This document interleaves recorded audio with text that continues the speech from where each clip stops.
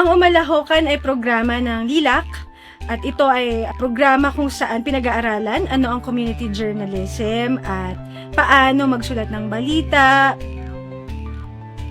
paano maghatid ng balita at ano ang role ng mga journalists sa kani-kaniya mga komunidad. Para sa akin, mahalaga ang papel ng Umalahokan para sa aming komunidad dahil maraming mga issue doon sa amin, mga problema sa aming komunidad na hindi binibigyan pansin ng ibang media.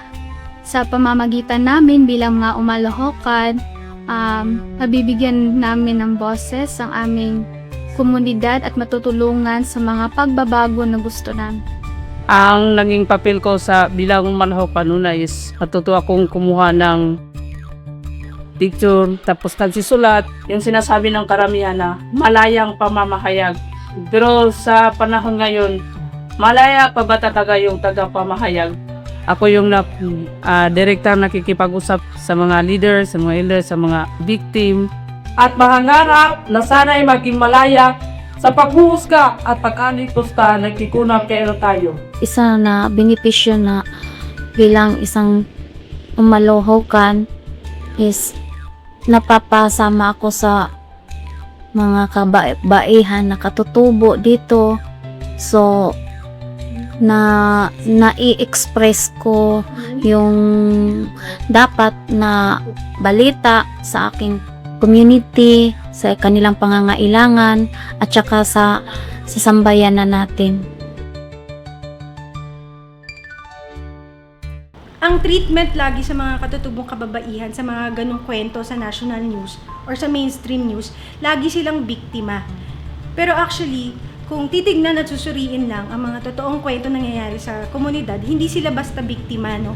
Sila rin ay mga first responders tuwing may mga sakuna at may mga bagyo at kapag may mga human rights violations, sila mismo yung unang nagdo-document doon sa kanilang mga communities. Doon sana gusto mag-ambag ng LILAC na paano ba nating ang mga kwento mula sa komunidad, specifically mga kwentong mga kababaihan ang nagsulat, gumawa, kumalap, nagdokumento at nag-fact check. Paano yun pasusulputin doon sa mga pag-uusap dito sa national at mainstream media?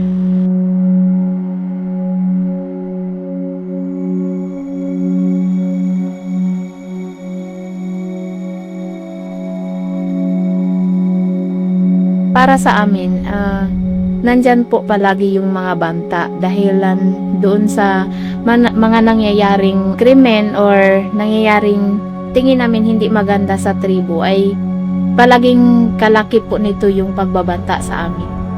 Tingin namin po ay importante sa amin, lalo na sa mga katutubong pamayanan.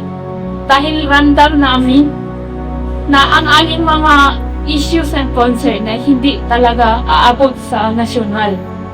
Hanggat hindi kami magsasalita at hindi namin ito dalhin, ay hindi nakikita yung kung ano yung totoong nangyayari sa community. Lalo na yung sa Teruray at Kambanian community, ito yung indigenous people, non-Moro indigenous people sa Luz ng Park. Tanong ko po, paano po tayo magkakaroon ng partnership na kami po yung dadala sa inyo nung totoong issue na nagkumula talaga sa amin. Kami po yung kitang-kita po ng dalawang mata namin as ramdam ng katawan namin kung ano yung nangyayari sa ating community. Alam natin how mainstream media can sometimes co-opt the narratives of the marginalized. Kumbaga, yung stories natin ay compelling lang siya for mainstream media kapag may namatay na, kapag drastic yung numbers of killings. Kumbaga, kailangan pa ba nating hintayin na marami na ang namatay bago natin bigyan ng atensyon yung isang bagay, yung isang issue?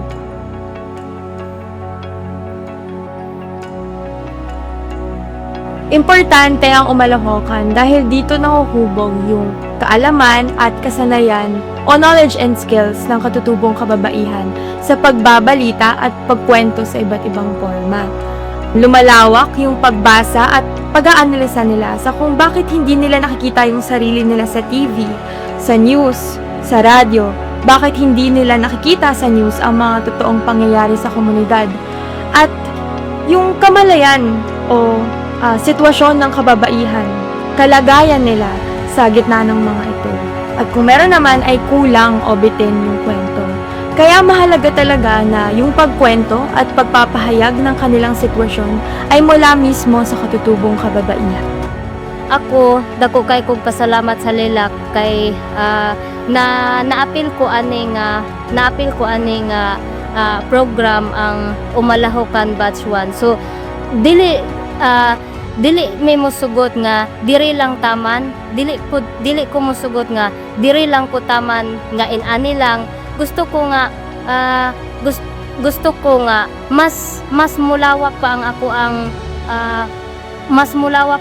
ang kaalaman about aning umalahukan, about sa pagiging isang journalist, isang photographer, inana. Ang balak ko na gawin bilang isang umalahukan is magpa-practice na muna, and then sabayan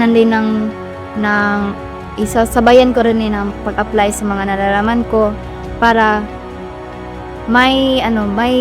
para magiging hanas ako sa mga future na mga gagawin ko bilang isang umalahukan.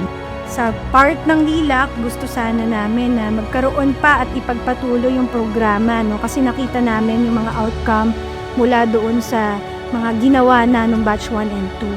So, hopefully ay magkaroon pa ng maraming mga pag-aaral, pag-i-improve doon sa mga modules na ginawa, at mas paramihin pa ang mga umalahokan community journalists. Dahil nakita natin na mahalaga ang kanilang contribution sa pagkukwento ng mga kwento na dapat sila ang nagkukwento para sa katotohanan, para sa kapangyarihan, at para sa karapatan.